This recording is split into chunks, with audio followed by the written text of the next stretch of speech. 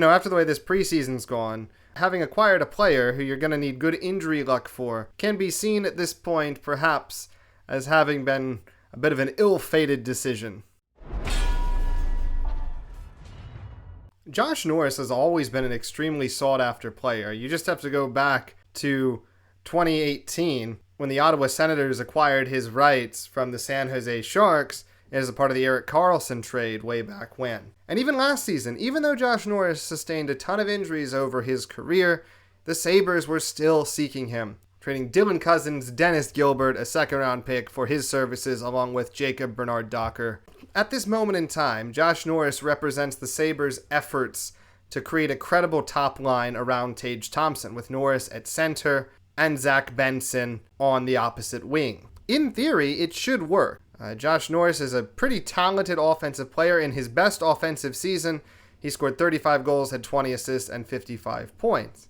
However, since that time, he has not been healthy whatsoever, only playing in 114 games over the last 3 years. But if he's healthy, and he can stay healthy, he will perhaps be the reason why Tage Thompson can score as many as 40 goals this season. So let's look at Josh Norris, let's look at his history, and let's think about what we can truly expect from him this season. So Josh Norris is a 6'2", 196-pound center who shoots left. He is from Michigan, and he began his playing days, if you will, in his age 16 season for the U.S. National Under-17 team. We have seen this team a lot in our coverage of a lot of these players. A lot of the Sabres were members of the U.S. National Hockey Team's development program. In his first year with USA Hockey, the Under-17 team, he was unimpressive, actually. Only had 7 points in 24 games and a plus-minus of -14. Didn't look like a guy who was going to be going to too many World Junior tournaments, but his second year in the program with the Under-18 team, he was much better. He became a point-per-game player, 26 points in 25 games, 12 goals, 14 assists, and a plus-minus of 9. And then he would be drafted by the San Jose Sharks in the first round, number 19 overall in the 2017 NHL draft. He would spend the 17-18 season at the University of Michigan, where he would put up 23 points in 37 games. He'd have a plus-minus of -8, but he was a pretty solid contributor for the Wolverines. The next year, his rights would be traded to Ottawa, and he would play for the University of Michigan once again, but he would only play in 17 games, as he was, for the first time, limited due to injury. But in those 17 games, he once again developed into a point-per-game player, putting up 19 points in 17 games, 10 goals, 9 assists. At this point, his professional career would begin in 2019-20 as he would head to the AHL and play for the Belleville Senators. And in Belleville, he was absolutely outstanding. 31 goals, 30 assists, 61 points in 56 games, plus-minus of 9. And he would even that year get 3 games with the Ottawa Senators where he wouldn't put up any points, but he would acquit himself well on the ice and get a plus-minus of +2. With that, the Senators had seen enough, and they said, all right, you're ready to play for us full time. At this time, the Senators kind of in the middle of a rebuild as well. And in the 2020-2021 season, he would come out, play 56 games, put up 17 points, 18 assists, 35 points, and plus-minus not so good, plus-minus of -12. In that first year, if you want to talk about how highly regarded he was, he made the all-rookie team as the center on the all-rookie team, and he was 4th in Calder voting.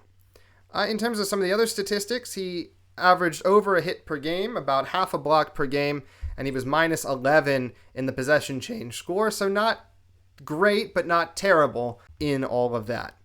The next year, he would play 66 games, and I would say it would be a much better year than the previous year. In those 66 games, Josh Norris would score 35 goals, put up 20 assists for 55 points, plus-minus of -7. His shooting doubled. In 2020-21, he had 96 shots. In 2021-2022, he had 172 shots. But his shooting percentage during that time also increased from 17% to 20%. So he became a bit of a high-level shooter as well. His average time on ice was 18 minutes a night, so He's playing basically on the top line. He was averaging still a hit per game, half a block per game. His possession change score was -8, so again, not totally disastrous. And you look at that season and you're like, boy, sky's the limit for him. Unfortunately, the next year, 2022-2023, he would only play 8 games due to a shoulder injury, which would require surgery. In those 8 games, he had 2 goals, 1 assist, 3 points, was -1, but he didn't play enough for it to really matter. The following year, 2023-2024, he would return, but he would only manage to play in 50 games as he was limited due to injuries again.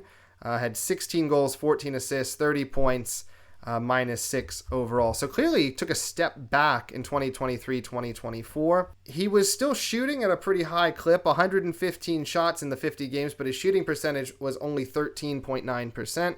He was also still hitting at over a hit per game, but and about half a block per game. So his style of play hadn't really changed. Takeaway, giveaway, -5. So he was doing the same things. He just wasn't shooting as effectively. And especially his power play numbers took a hit. In 2021-2022, he scored 16 power play goals. In 23-24, he only had the 5 power play goals. But he did post 7 power play assists, so he was still generating some offense on the power play, with half of his assists coming on the power play. So definitely an effective player when a team is on the man advantage. With all this injury history, I think it's really important that we now take a step back and we look at Josh Norris's contract situation and kind of when the timing happened. So after his brilliant 2021-2022 season, he became a restricted free agent. So that was his contract year. Was that brilliant season was his contract year. And Ottawa paid him. Ottawa paid him really well. They locked him up an 8-year, $63.6 million contract with a yearly cap hit of about $8 million and an 8-year deal. So the Senators were locked in with him. At that time, he represented almost 10% of the Senators' salary cap with just that contract. So very valuable player for him. And then the first year of that deal, he plays 8 games. So already there's questions. And then the second year of that deal, he plays 50 games. So that brings us to last season, 2024-2025.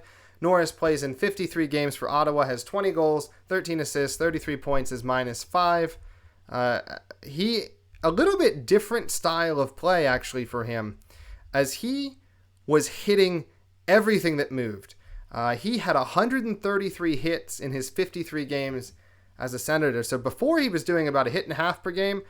Now he's pushing almost 3 hits per game. It's like 2.5 hits per game there. Blocks, less than a block per game, but almost a block per game. So playing a much more physical, much more hard-nosed style of hockey. His possession change score was -18 in his 53 games in Ottawa. But all this time, all this physical play, somewhere along the way, he picked up a type of soft tissue injury.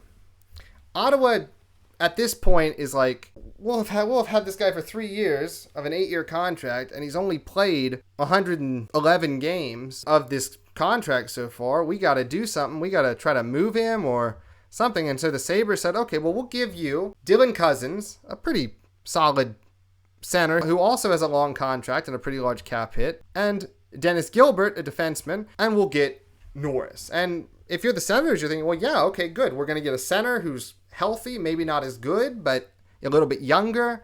So, yeah, we'll make that trade. The Sabres really believed that they could get an upgrade in Norris for Cousins for a minimal contract difference between the two. And the only kicker would be, could Norris remain healthy? And so once he arrived in Buffalo, he played 3 games, scored a goal, had an assist, 2 points. And then the Sabres said, all right, we're going to shut you down for the rest of the year. You're going to get this soft tissue injury fixed, and you're going to come back at full strength next year, and we're going to use you for the rest of this contract. You're going to play the rest of this contract for us. It's going to be great. You're not going to miss any more games. I'm sure that's the exact conversation they had. But that's in their mind, in their theory. So this year will be year 4 of that 8-year deal. It's not set to expire until 2030 in his age 31 season. It's a massive risk. The reward is potentially fantastic. You could get 2021-2022 Josh Norris. You could get the 35 goals and 20 assists. You could get the 16 power play goals and 7 power play assists. You know, he could be a key cog to reignite this top line. You talk about Zach Benson not getting a lot of offense on that top line, a lot of that was because Peyton Krebs is not really an offensive player. He's a decent two-way forward, but he's not really an offensive player. Josh Norris gives you the opportunity to kind of unlock, perhaps, Zach Benson on the top line and push Tage Thompson clearly into that 40-goal scorer area. That is supposed to be his role.